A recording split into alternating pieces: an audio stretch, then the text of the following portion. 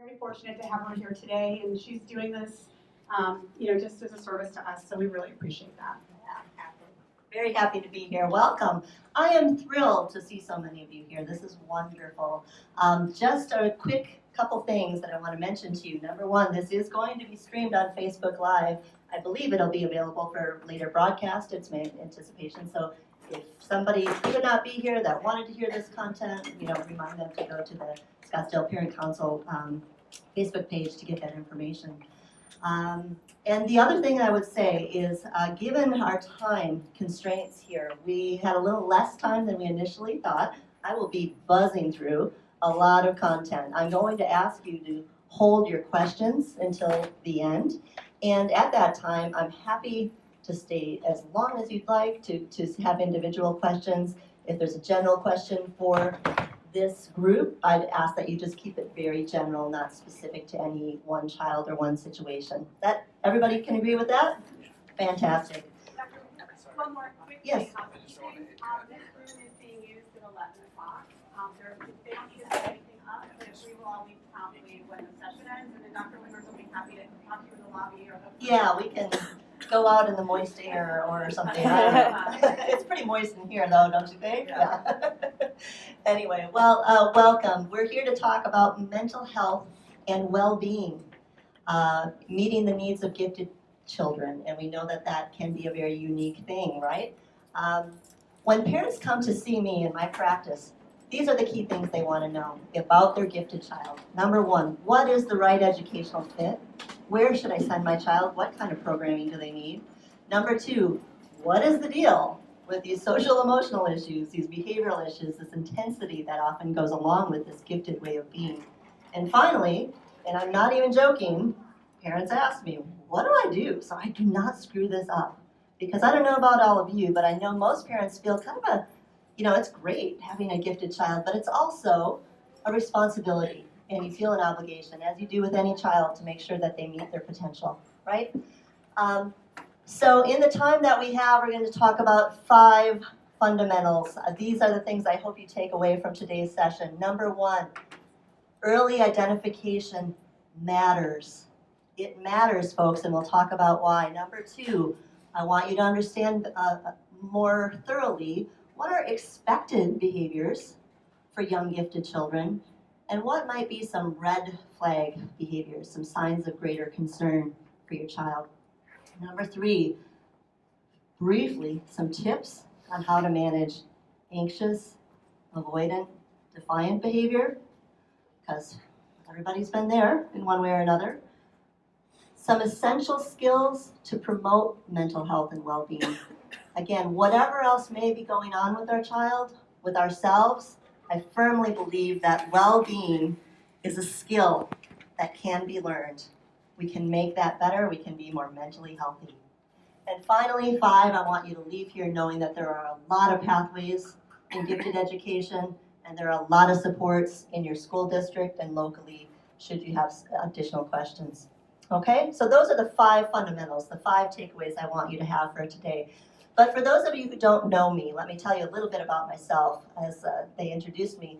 My name is Dr. Laura Wingers, and I'm a psychologist and the founder of Center Psychology and Consulting, located in Old Town Scottsdale area. I'm also a parent of gifted kids. My kids are middle and high school age now, and highly and profoundly gifted. So I've walked this path as a parent as well as a professional. And I do specialize in working with gifted kids and some of the unique needs that they may have. I work with lots of other special needs as well. Anxiety, depression, adjustment issues, learning differences like dyslexia, dysgraphia, dyscalculia, ADHD, and so on. And it's really my passion. It's my passion to educate folks and to help them help their children. I'd like to introduce very briefly some other members of my team at Center. For those of you who have not met them before, if they want to stand or are able to stand, Robin Lyon is my administrative coordinator at Center. This is Rainey Handla. She is working with me as a doctoral practicum student, providing testing and therapy services. And Jennifer Palmer, We'll also provide some psychometric support as well as tutoring for kids and consulting and advocacy for parents. So I'd encourage you to talk to any of them as well if you have any questions. So what is gifted?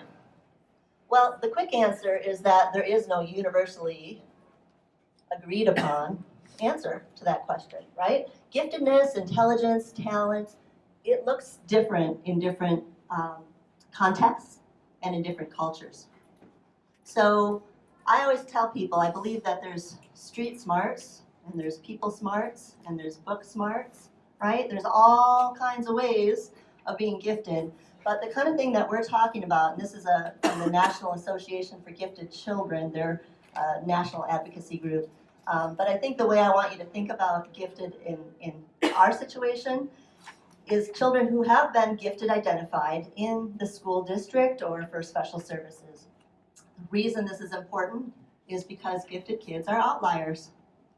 We don't always think about that, do we? You familiar with the good old bell curve? I hope so, right? So gifted identified by national and state law is any child who's been assessed on particular measures as having abilities at the 97th percentile or above, right? But there are levels of giftedness as well, and this is where it becomes important for us to understand that. So when you're 2 standard deviations above the mean, that's where we begin to talk about this idea of gifted in one or more domains. That's gifted. What happens when we're out here? When we're 3 standard deviations above the mean, that's somebody who's highly gifted. They're very likely to learn things in 1 or 2 repetitions. Got it, right? I don't need a ton of a repeat on this. What happens when you've got somebody out at 160 or more, right? Profoundly gifted. Think about how different that person's experience is of the world, of their environment, of their peer group, of their education. This is why it becomes important. We know from the National Association of Gifted that exceptionally capable learners are children who progress at learning at a significantly faster pace than do other children of the same age, often, not always, resulting in high levels of achievement. Such children are found in all segments of society. Beginning in early childhood, I emphasize this, beginning in early childhood, their optimal development requires differentiated educational experiences, both of a general nature and, increasingly over time, targeting those domains in which they demonstrate the capacity for high levels of performance. So our focus today is not as much on the educational side of things in terms of placement and programs, but I will say that that impacts mental health and well-being. Right? If your child is spending 8 hours a day in an environment where they're not well served or well understood, that's going to impact their mental health and well-being, right? So we want to do a really good job of taking care of that piece of things for these children. So early identification of gifted. Can I just tell you how many times I've heard, well, aren't all children gifted? And is it really possible to assess children at a young age for gifted? And isn't that pushing them too hard? These are very common questions and well-meaning questions, valid, right? I have to say that when I initially began working professionally, I too thought some of those things. Well, goodness, they're so young. You know, you got a little 4, 5, 6-year-old peanut. What do we know about that? I'll tell you what we know about that. I did some research a number of years ago working with parents of gifted children in the state of Arizona. I surveyed over 400 parents about their experience of getting their child identified for gifted services. This was compelling, I thought. First indications of potential giftedness, often by age 3. What's happening at age 3? Language, a lot of times, right? Exceptional development. Often you'll hear things earlier than that, but parents are like, oh, hey, this is a little bit different. What's this all about at age 3? When are they typically formally identified for gifted services? Age 8. Many report not receiving any gifted services until they reach the 3rd grade. And this is just in the state of Arizona, not specific to any one district, in the state of Arizona. This is common across the country. But I became very interested in my research in what happens in these early years. between the ages of 3 and the ages of 8 when these kids are identified. And I found that for some kids, it's a problem because they go into kindergarten or first grade ready and raring to go, excited to learn, and they're told they need to settle down or they need to slow down. They're too much. They're too much. I think your child might have ADHD. I think your child has some Asperger's or autism spectrum. I think there's something else going on. And I say that because I want to make sure that those behaviors are not pathologized unnecessarily. So in that survey of hundreds of parents, the obvious statistic here, of course, 86% of them reported that academic issues were important in their decision to seek gifted identification. But fully 66% of them said that social, emotional, or behavioral issues were also important to them. And my guess is that's why you're here, right? There's something about optimizing your child's development that you'd like to learn. Is this typical? Is this not typical? Am I doing the right things? If this is not typical, what do I do about it? That's the questions that I'm hoping we can begin to answer today. Let's remember that uneven development is normal. It's normal for every child, and it's particularly pronounced in gifted children. Who was I talking to? Lisa? I think I said, I've got the kid who is, all about splicing genes and understanding the expanding universe, and yet can't tie their shoes. Can you relate? Yeah. Sure, yeah. And like on our Facebook stream, if you can relate as well, the child who wrestles with these concepts of death and what happens after we die, and yet, really just wants to go play in the mud also, right? Like there's this asynchrony that's wonderful, and I said in the topic description for this talk, it's laugh out loud awesome, and it's head in your hands horrible sometimes, isn't it? It can be such an extreme, and I say sometimes, who are we talking to at the moment? Because I think when we have a child who's cognitively very advanced, intellectually very advanced, and who can wrestle with abstract concepts, who has these endless questions, who wants to do all this negotiation, we might tend to talk to them as though they're older than what they actually are, right? So you may have them intellectually at age 10, but in terms of their physical development or their social emotional development, they're more like 4 or 5, right? So we really have to address that. But yeah, looking at this list of characteristics, anybody got a child who's perfectionistic? I bet. Can be kind of rigid, kind of inflexible, sure. Who has a lot of anxieties and worries and fears and what ifs, sure. The negotiations, oh my goodness, the negotiations. These kids can talk circles around you, right? Well, but you said. Yeah, but bossy, or I like to call them leadership skills, right? And not always. You also have these kids who will mask their abilities. How many of you had the child who learned to read very early and then pretended they couldn't read? I hear that a lot. Because they wanted to kind of go with the flow. They wanted to fit in with others. The child with seemingly limitless energy. Oh my goodness, right? And again, we're talking here about characteristics of young gifted children. Some of these things may even out with time. How many here are parents of children in elementary school? Yeah, fantastic. Anybody with children at the middle school level? Uh-huh. And what about high school level? Few of us, right? The track, the changes that tend to occur over time, there's some very specific concerns and questions for those. Today we'll be mainly working with this idea of what works for elementary age children, but some of these concepts are universal, believe me, right? I mentioned earlier that some of these characteristics of uneven development can be overly pathologized. And if they're not well understood, they can be mismanaged, mistreated, misdiagnosed.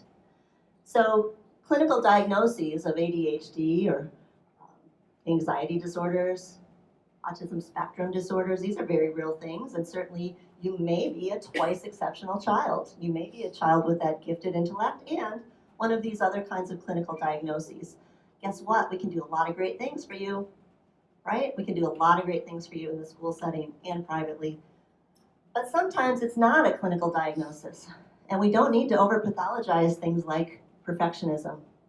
We can help them manage that. We can help them manage those overexcitabilities, emotional, sensory, intellectual overexcitabilities that we sometimes see in gifted kids, that extreme developmental asynchrony that sometimes occurs, and gosh, that emotional and behavioral intensity, right? There's unintended consequences if we don't do something about it. That's my passion. We don't want children to struggle unnecessarily. Those negative aspects, if they are struggling, can be inadvertently reinforced and strengthened, and then we do end up in some difficulty with depression, anxiety, and so on. We know that over time there's chronic effects on motivation for learning, as well as academic functioning and even long-term health outcomes. So it's important. So what should I be doing or not doing? Well, number one, use common sense, right? Like, let's just back it down a level and use common sense with our children. Encourage all aspects of your child's identity, not just that gifted ability, right? They are more than an IQ score or a gifted label, so much more than that. I really believe that if you follow your child's lead and observe and are curious, they let you know what they need, and you can adjust accordingly, and that will change over time. Mainly, they need your time and your attention, right? But we'll get into some more specifics about some of these things too. I'm going to very briefly talk about pathways to assessment through the school districts as well as private testing. And I know that Karen Brown, who you are so fortunate to have in your district, has talked about some changes to the identification process and the services that are going to be provided. And I got to tell you, I work with families from all around the valley, from many different school districts, and I am thrilled for us as Scottsdale parents that we have Karen Brown leading the Gifted Education Department. I think it's going to be very exciting. So in schools, we offer, some districts will offer individual IQ assessments. More typical are those group standardized assessments, the COGAT, right, the Cognitive Abilities Test, or the Naglieri and NAT that are given as blanket screenings. But also know that kids can be nominated for testing at other times of the year by a parent, by a teacher, by a principal or other school staff. And there's a number of options in terms of when that happens at different times during the school year. So what I would say to you is if you have questions about that piece for any reason, feel free to reach out to the Gifted Education Department here in Scottsdale. Private testing is another option, and it is accepted by school districts as well. Private testing for IQ assessment gives you more nuanced look at your child's profile of strengths and weaknesses. It's something we offer at Center. There's a whole list of providers that provide that on the district website. You can take a look at that. I think there's probably 10 other providers that are available for that type of testing. And you see here that you can do it at any time. It's available for kids as young as 3. And of course, you get a lot of other information about the results that you see there. I say that because I feel like assessment informs decision making, right? It really is supposed to be not like what is the number or what is the outcome, but how does this help me make good decisions for my child? This is a perfect example. One of the tests that I use, the IQ assessment, the Wechsler Intelligence Scale for Children, gives us full-scale IQ scores and scores in individual domains. And this is how I think of this. The Verbal Comprehension Index, this is kind of the librarian. This is the fund of knowledge, the ability to use language for reasoning and problem solving. Visual Spatial Index, the architect, the builder, the creator, the person who can really visualize things in their mind's eye. Fluid reasoning, this is logic, pattern analysis, concept formation. I call it the detective. These kids who are non-verbally gifted often are not the kids that, they kind of fly under the radar sometimes, I think, for teachers, because they may not necessarily be high achieving, but wow, are they whip smart. And wow, can they think circles around these concepts and make connections between a variety of ideas. They need to be served as well. Working memory, processing speed. Working memory is the ability to hold information in mind briefly, use that for some purpose. I call it the general manager, right? So it's the, I got to keep track of all of these variety of things that are happening in my world. Guess what? Newsflash, in gifted kids, this can be weak, especially early in development. Sometimes it's a sign of something else, like ADD, ADHD. Sometimes it's just a developmentally typical asynchronous performance. Same with processing speed. So I won't spend a lot of time here, but I do want to mention that there are a variety of educational options in Scottsdale, preschool programs, cluster, pull-out programs, the comprehensive gifted program for kids who are really profoundly gifted or who have some unique learning needs. There are special schools. One thing I wanted to point out, our very own Karen Brown is the co-author of this book. I don't know if you can see it in the back of the room, The Teacher's Guide to Flexible Grouping and Collaborative Learning. She and her colleague Dina Brillias, who is the director of Gifted and PV, this was the National Book of the Year. I don't know if I congratulate you, Karen, but phenomenal. So you have an expert in your midst in terms of how to help teachers really differentiate instruction for gifted kids. We know that there are a variety of other options, even within those gifted programs. Is acceleration the right solution? Is a grade skip appropriate? That's a decision not to be made lightly, and there's a whole wonderful process that goes along with that. Looking at self-paced instruction or subject acceleration. But I want to mention, because this is something any of you can do, if your child has a passion, something they're really interested in, help them find somebody to mentor them in that. Help them find somebody who gets it. You want to geek out about dinosaurs? All right, I am going to find a paleontologist with a lot of patience, and we are going to get you hooked up with somebody. Whether that's in the schools or privately, I really think mentoring is a huge part of what you can do for gifted kids to encourage their passions. Ultimately, you are your child's best advocate. Only you know your child better than anyone else. So you really want to look at goodness of fit when you're making decisions. I know sometimes parents there's some comparison, right? Well, we think this is the right program or the right school or the right teacher. Well, guess what? It really varies depending on the child. Do what's right for your child that ensures goodness of fit for their academic needs, their intellectual needs, their social, emotional, and their behavioral needs. Okay? I won't spend any more time on that right now, but again, if you have specific questions about that, I would refer you back to the gifted department here. How are we doing on time? 10. Fantastic. So, what if it's something else? What if this is more than just gifted? Well, it's a valid question. Sometimes we need to look a little deeper at some of what's going on.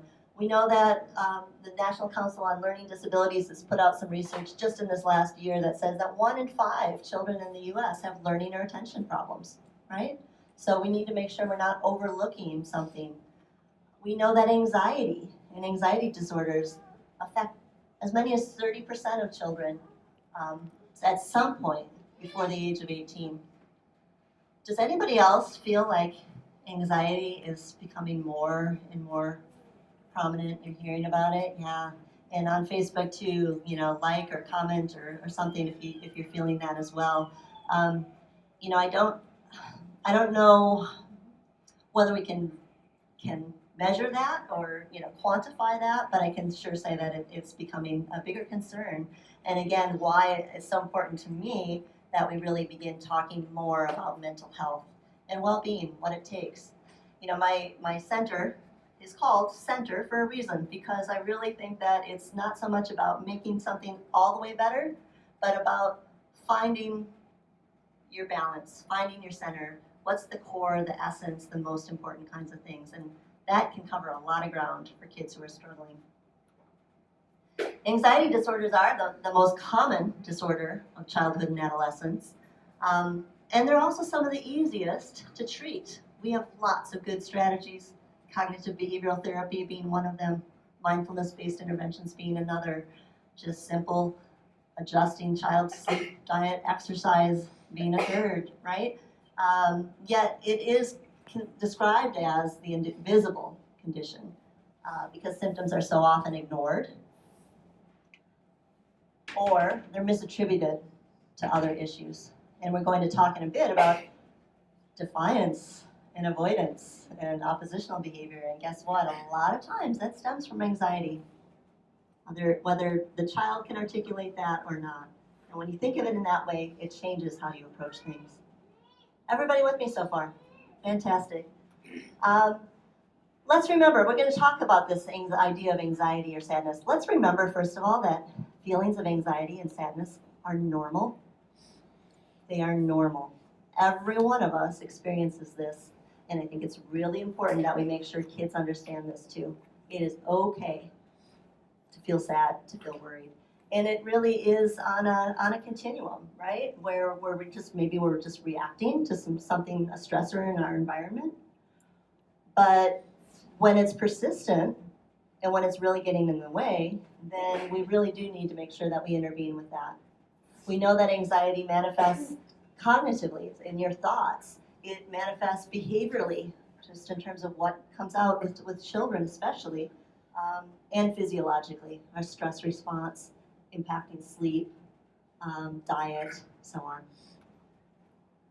Children in particular may react to these intense feelings by acting out, tantrums, arguing, manipulating, as they call it, avoiding or withdrawing from situations,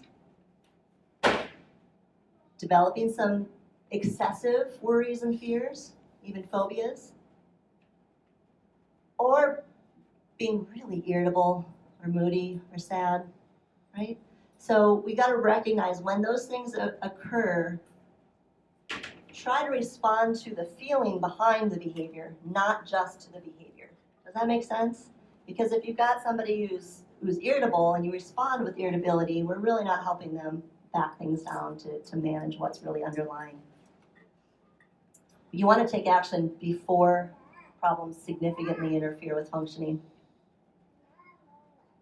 before they make a child's life harder than it needs to be, and any time that these feelings are unwanted or seem out of proportion.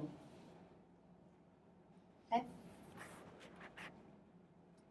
When kids are anxious, they often express poor self-regulation. Now, self-regulation is one of those essential skills we're going to talk about a little bit later, but remember that negative thinking cycles, they can't stop, they get inflexible in their thinking, they can often seem unempathetic. Oh gosh, you have the gifted kid who just seems unempathetic at times.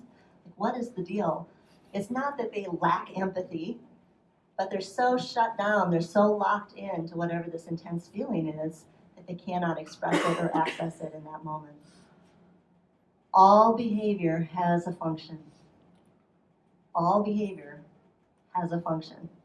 So with children with anxiety, sometimes that behavior is to get negative attention because it's easier. It's easier to get, it's easier to understand. So I want to give you a few tips, and some of these may be things you're already doing, some of them may be new to you, but I want to give you some tips for how to manage some predictable situations that trigger anxiety for kids. What are some predictable anxiety triggers? Unstructured time. Writing time for a lot of young gifted kids, that's an area they're often asynchronous. Transitions, whether that's getting out of the house in the morning or transitions between classes or new situations they're encountering. Unexpected change, really throw them off the rails sometimes. and so on. So, first tip, do not ignore low-level attention-seeking behavior with an anxious kid because their anxiety often goes up. That can seem counterintuitive, right? A lot of us have been taught, well, ignore kind of that low-level behavior, just ignore. If it's stemming from anxiety, you're just going to amp it up.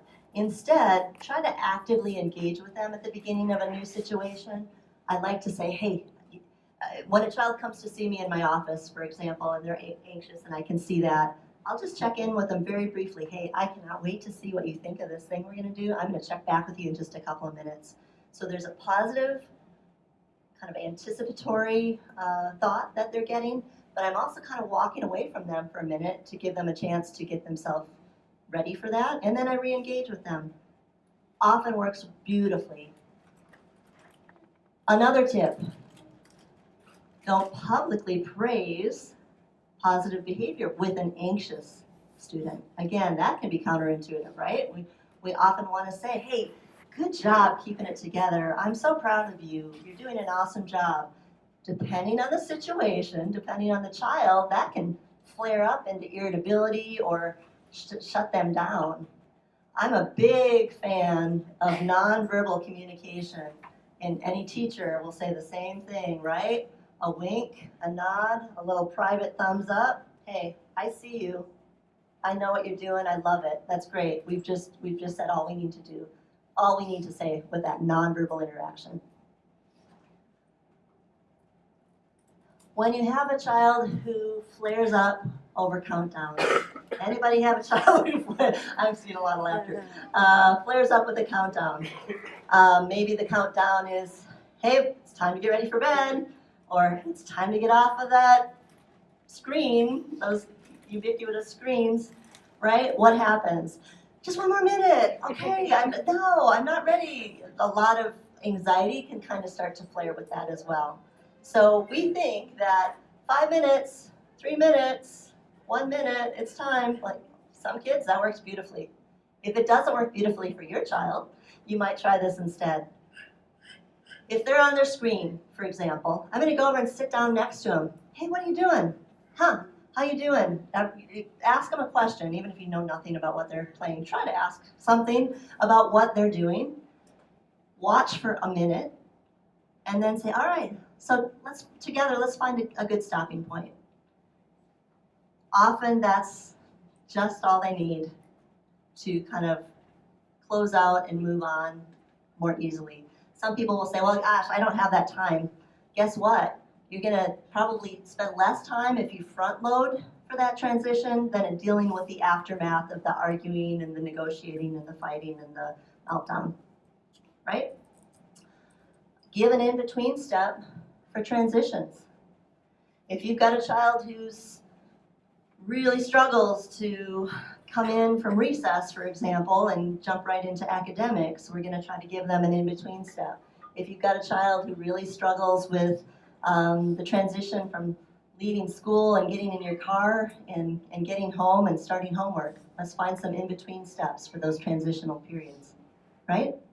And again, I can comment on any specific questions on this at the end. Do you have a child who struggles in their interactions with other kids, who gets into little tiffs once in a while? If you do, this is one that I like. Rehearse replies to confrontations. So I'm thinking of a little boy that I worked with recently, about 8 years old, and consistently getting written up at school from recess because kids were not playing fair on Foursquare. Yeah, right? They were not following the rules. They were not doing it the right way. They were cheating. They were this, they were that, right? So, and guess what? I get it. And if you're a gifted kid, that really matters to you. It's hard sometimes for you to let go of that kind of stuff.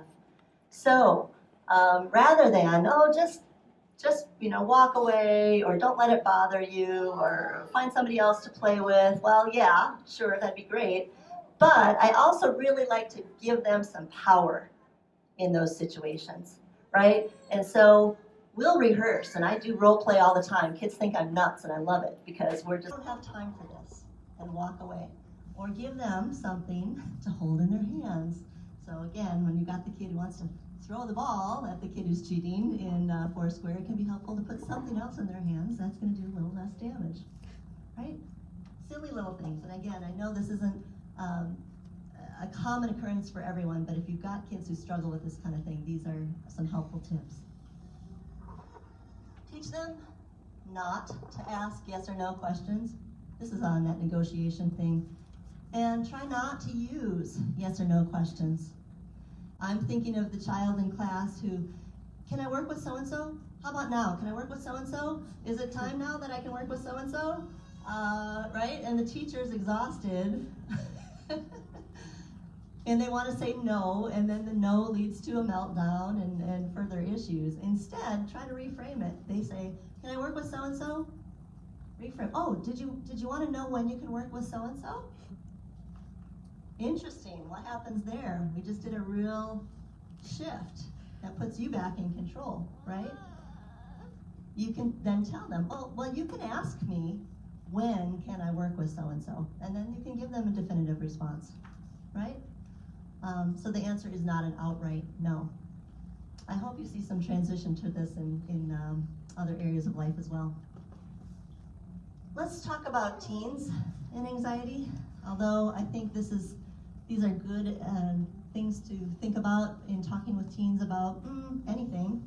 If you've got a teen, start by being curious.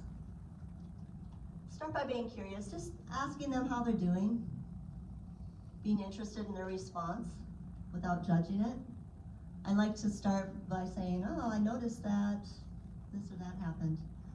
Show trust. Make sure that you're taking them seriously. Show them that you trust them. Don't be a dictator. That's hard, right? That's hard.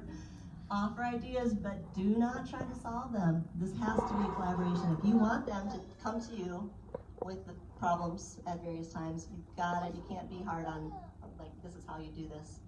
You've got to collaborate and let them make some mistakes. Give them praise. Make sure that you're letting them know, I think you're awesome. I'm so proud of you. I know you're struggling with this. I'm so impressed with how you're handling yourself. They need to hear that just as much as younger kids. And try to control your own emotions, right? Teens can't think critically when they're emotional, and neither can we. So again, questions on that we'll talk about later. I want to make sure I have a little time here before we wrap up, and again, time is 10:15, perfect. That we talk about things that you can add to your repertoire. I mentioned earlier, it's really important to me that you know that well-being is a skill that can be learned, right? So how do we add to our own repertoire as parents and working with our kids? Can we do a little adjustment real quick? We're midway through and it's hot and moist in here. This is one of my favorite techniques, and I love to just do it with the audience. So this is called the 4-7-8, or relaxing breath exercise. So sit up straight, and you can kind of watch me as I do this. If you're not familiar with it, watch me initially. So to begin, you're just going to exhale through your mouth. It's kind of a whooshing noise. Right? And then you're going to close your mouth. You'll inhale through your nose to the count of 4. Hold it for a count of 7. And exhale with that whooshing noise for a count of 8.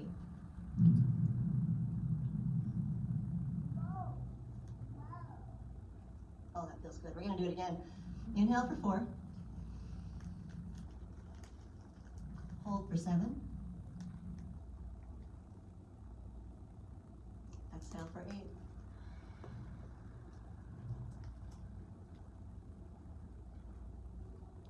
Inhale for 4. Hold for 7. Exhale for 8.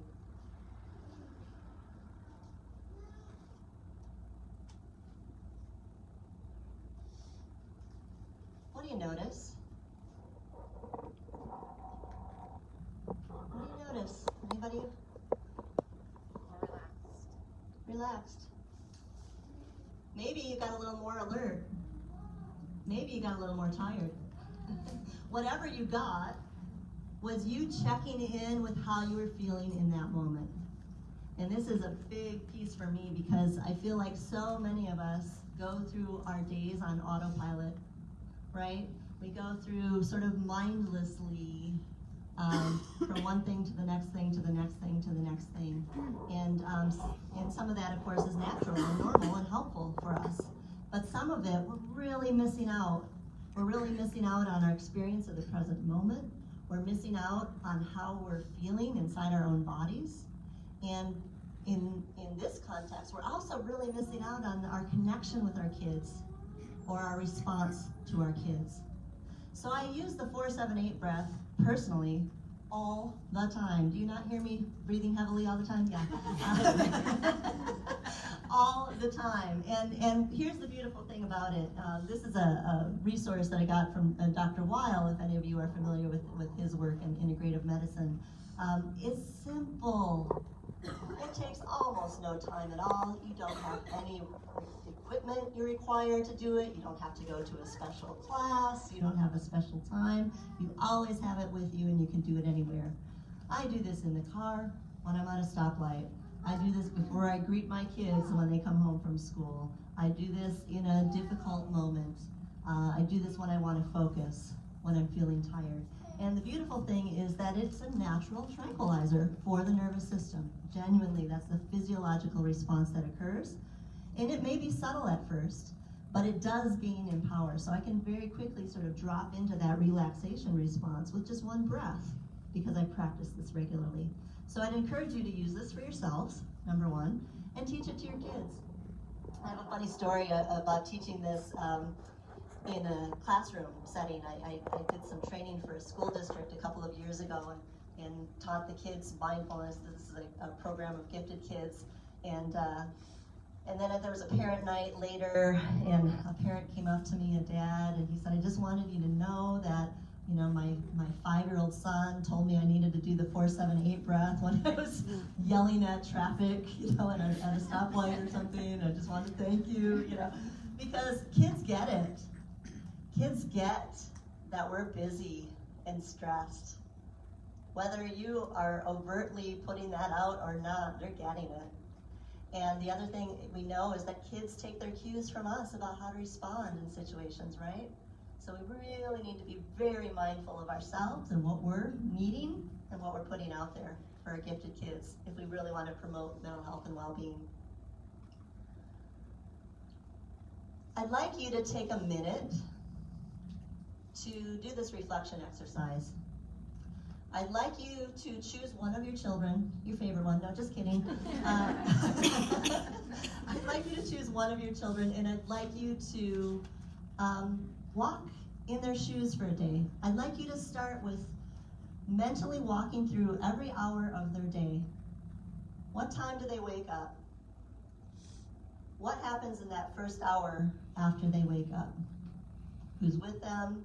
What is the interaction like? What do they need? What's the next hour of their day like? What is their morning at school like? What's their experience with their peers? Again, you may not be able to answer some of these, right? But I really want you to give yourself a minute. Think about lunchtime. Think about the afternoon. Think about their after-school experiences, activities, or whatnot. Think about what your evening at home is like. I'm going to give you a minute. I'm just going to pause for about a minute here on the Facebook stream because I'd like you to just reflect on that for a second. So valuable because we talk about for gifted children, so many things can come so easily to them, it seems, that when they do encounter something that's hard for them, they really sometimes don't know what to do with that. And they think, what is wrong with me? Or I must not be very smart, or I'm not good at this. And sometimes can be very quick to give up. And I think the value of the right amount of challenge for your child is that it's important for them to recognize that things will be hard. And that's awesome. And that's a good thing, to work hard at something. And it's great to make mistakes, because mistakes are how we learn. If we never made mistakes, how boring would life be, right?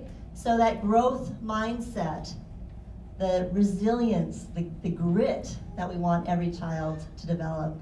There's some really interesting research by Carol Dweck about that very topic, where she found that kids who were consistently praised for being smart were less willing to take risks in their learning. And they were more likely to attribute success or failure to an internal trait rather than to effort, right? But kids who are praised for their effort, for their process, are willing to stretch themselves, are willing to try something new. And I think that's a huge lesson for all of us, because who hasn't had the experience, especially when your kids are really young and maybe super precocious, and the random person at the grocery store checkout says, "Oh, your child is so smart," right? Or the grandparent who says, "He's smarter than me." Oh my gosh, don't say that, right? And it's all well-meaning, right? They just love this little kid so much, but you can't keep telling your child how smart they are, right? And the response in those situations is, "You know what, he works really hard. He's a great kid. We're really proud of him. He's a nice human being." Other things besides their gifted intellect. It's important. And again, same with this perfectionism that you might encounter, or the too easy to give up. Make sure that you're praising. "I love that you're trying something new. I love that this is challenging for you. I think that's awesome, and I'm so proud of how hard you're working. Isn't it great?" Point out where they've come from and where they're headed to, right? That's a hugely important lesson. 10:30, perfect, we're in good shape. So look at your role with your child. I mentioned earlier, children take their cues from you about how to interpret and respond to situations. If your response has been less than ideal, and let's admit it, who hasn't had a less than ideal response in some situation, don't get bogged down by guilt. Don't get bogged down by guilt, but learn new techniques for stress tolerance. Explain yourself. Make amends if that's what's necessary. Make a plan. Know when you need to disengage, when you need to get a support system, right?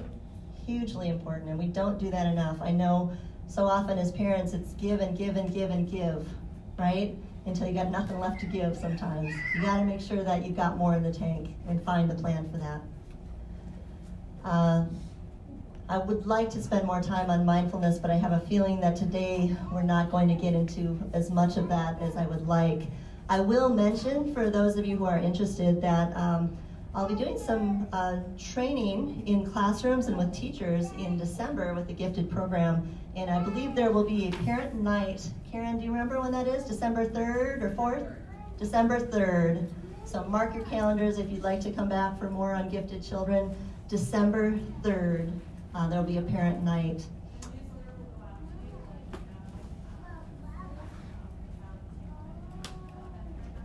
Fantastic. So there will be information provided through the schools that you'll receive more information about that. And for those of you who are here, those of you watching on the Facebook stream, we would love to hear more about what other topics you'd like to hear about related to gifted education or parenting gifted children as well. I'm going to jump ahead a little bit. Well, did I go back? Skipped one, didn't I? Let me talk about this, and then we're going to wrap up for today. These are some of the easily adjustable circumstances in a child's life that can really make a huge impact on their mental health and well-being. Look at their sleep. Number one, is your child sleeping enough? I'll tell you, probably not. A lot of kids are not getting enough sleep, and that it becomes particularly more pronounced in middle and high school. check on their sleep. Check on the quality of their sleep. Can I just tell you that I've seen statistics that as many of 40% of children diagnosed with ADHD actually had an underlying sleep issue, sleep apnea, restless leg syndrome, and others. Really important to look closely at sleep. Look at their diet, their exercise, right? What fuel are they putting into their body?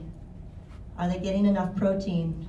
I know you've got picky eaters out there, I bet some of you do, but making sure that they get as much of a balanced diet as possible, that they don't have the 10:30 a.m. sugar crash, the energy dump, that their little brains, especially young gifted brains, are working so hard. I think I heard a statistic again, I don't know, I can't think of the source at the moment, but something about our elementary age children, the amount of glucose that they're burning through is as if we were mountain climbing, right? So think about what we need to do to fuel that brain.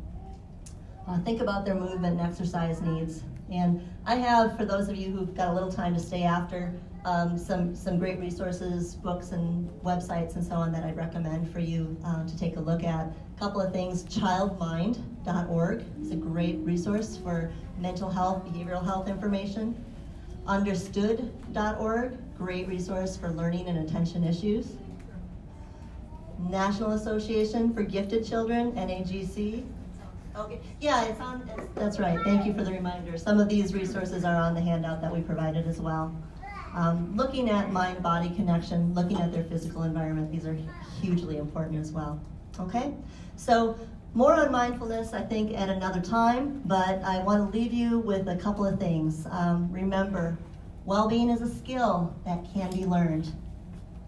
Get help if you need it. Reach out to family, reach out to friends, reach out to grandparents, reach out to other counselors, coaches, mentors. It takes a village, right? And who's in your network? Who can support you, support your child? If you feel like there's more going on and you're concerned, get a thorough evaluation with somebody who understands gifted children and can put that in the proper context. Some things that are assessed in an evaluation like that. Collaborate. You've got a lot of people on your team at school, in the community, who can work with you and help your child. So I hope you've taken away these 5 fundamentals. I hope, as a result of this morning's discussion, that you're remembering early identification matters. Early identification matters. You've got a sense of some of the expected behaviors for young gifted kids versus some potential red flags that are of greater concern. Had a few tips on how to handle anxiety, defiant behavior, and begun to think about some of these other skills that really promote mental health and well-being, including your own role, including the role of your child's school environment and home environment. That exercise, walking through a day in their life, I think is such a valuable one because it really helps you pinpoint some areas that maybe you can make some adjustments. And I hope, again, you understand there's lots of pathways and lots of supports for your child. So thank you all so much for being here. It was really a pleasure to talk with you. I'm going to give you a minute. We'll close down the live stream and we'll have a few minutes for Q&A. And then as we transition out of the room, if there are some remaining questions, we can do that out in the hallway, okay?